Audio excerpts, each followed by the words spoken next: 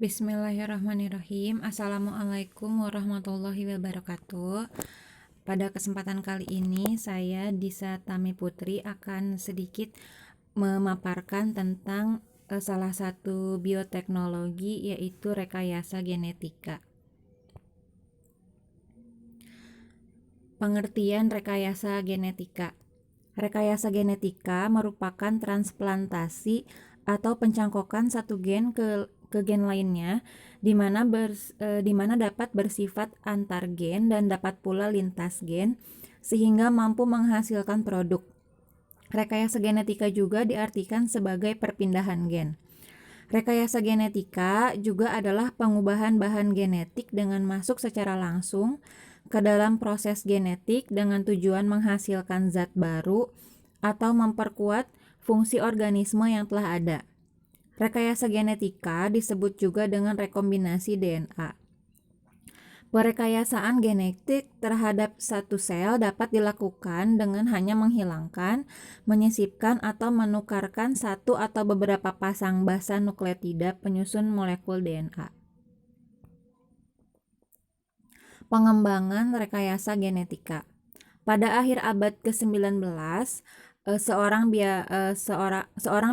biarawan Austria bernama Gregor Johann Mendel berhasil melakukan analisis yang cermat dengan interpretasi yang tepat atas hasil-hasil percobaan persilangannya pada tanaman kacang ercis, dan dikenal sebagai Bapak Genetika, dan kemudian melahirkan hukum Mendel.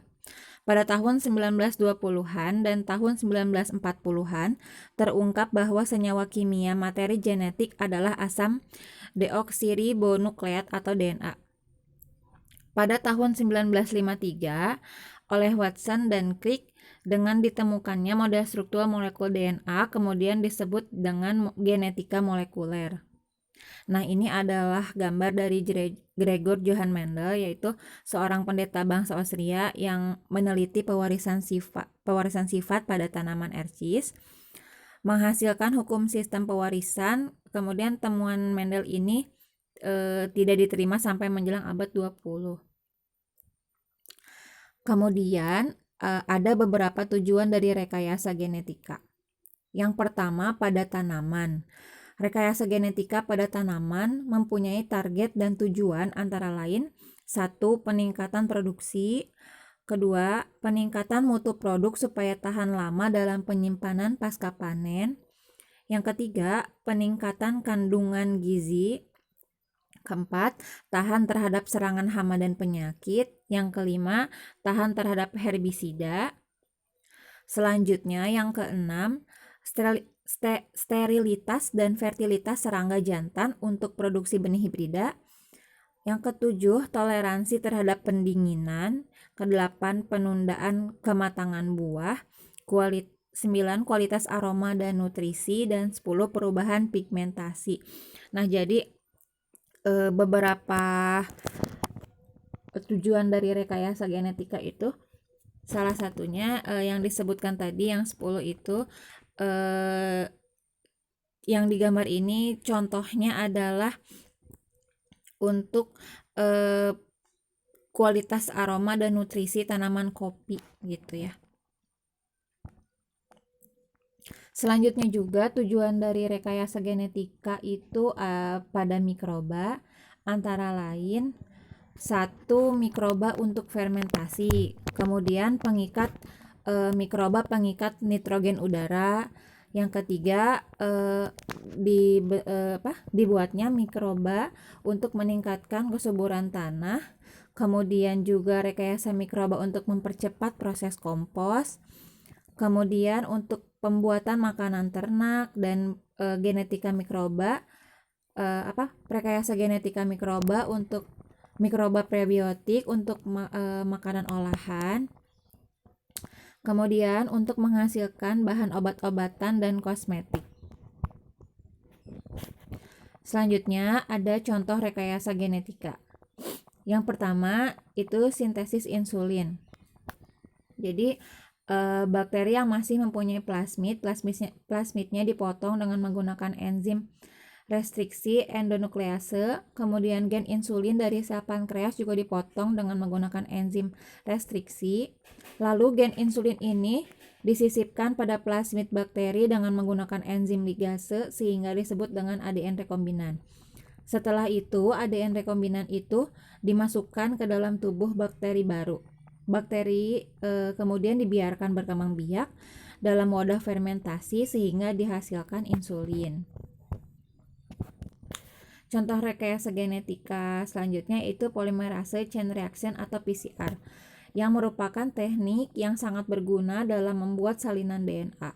PCR memungkinkan sejumlah kecil sekuens DNA tertentu disalin jutaan kali untuk diperbanyak sehingga dapat dianalisis atau dimodifikasi secara tertentu. Ada 3 proses PCR, yaitu pemisahan atau denaturasi, penempelan annealing, dan pemanjangan atau extension. Nah, ini di gambar ini sekarang ada RT-PCR test kit ya, real time polymerase chain reaction, itu salah satunya untuk mengetahui tentang virus COVID-19 gitu. Selanjutnya, contoh rekayasa genetika yang selanjutnya itu terapi gen. Terapi gen adalah teknik untuk mengoreksi gen-gen yang cacat yang bertanggung jawab terhadap suatu penyakit atau perbaikan kelainan genetik dengan memperbaiki gen. Sampai sekarang, satu-satunya cara untuk mendapatkan terapi gen adalah dengan berpartisipasi dalam uji klinis penelitian. Prosedurnya akan bervariasi dan tergantung pada jenis penyakit maupun tipe terapi gen yang dilakukan. Terapi gen ini salah satu contoh prosedurnya meliputi sampel darah atau sumsum tulang belakang pasien akan diambil. Di lab, sampel tersebut akan dikenalkan pada virus atau vektor perantara lain yang mengandung materi genetik tertentu.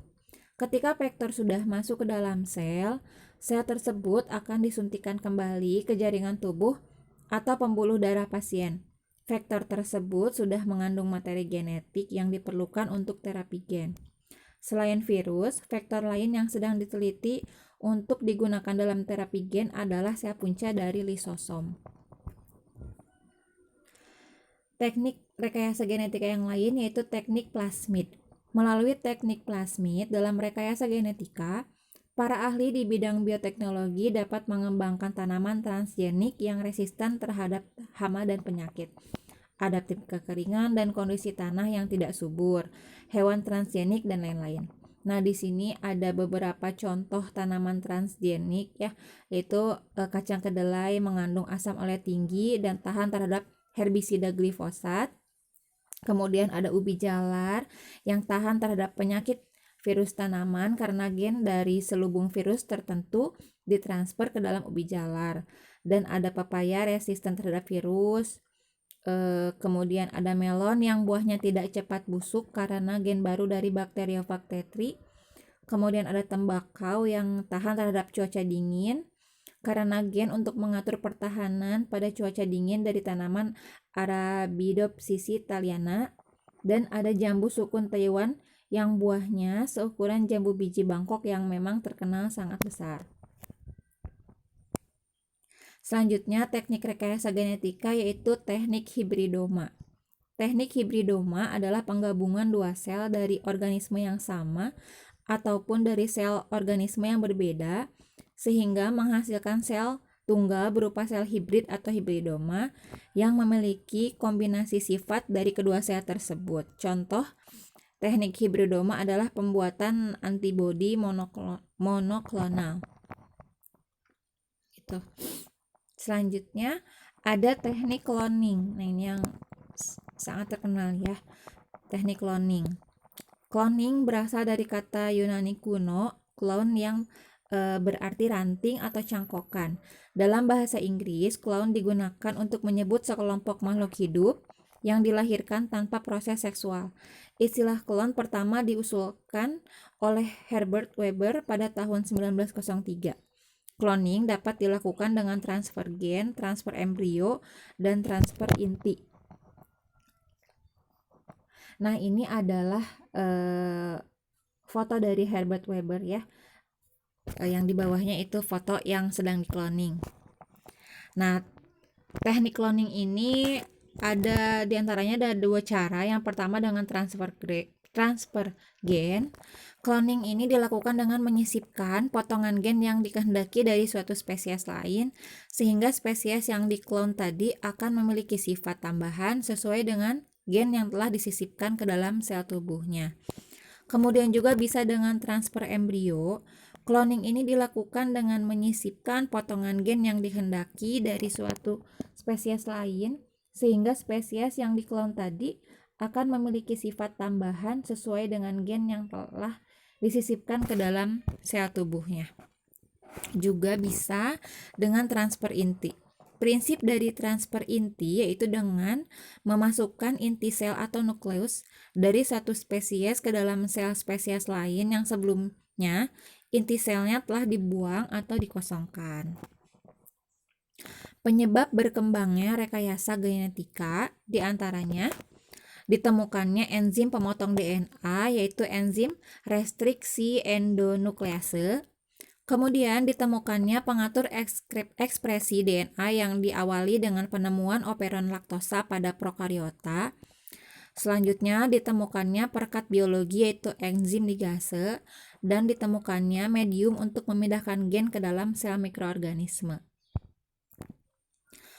Ada beberapa penerapan rekayasa genetika. Yang pertama di bidang pertanian dan bahan pangan.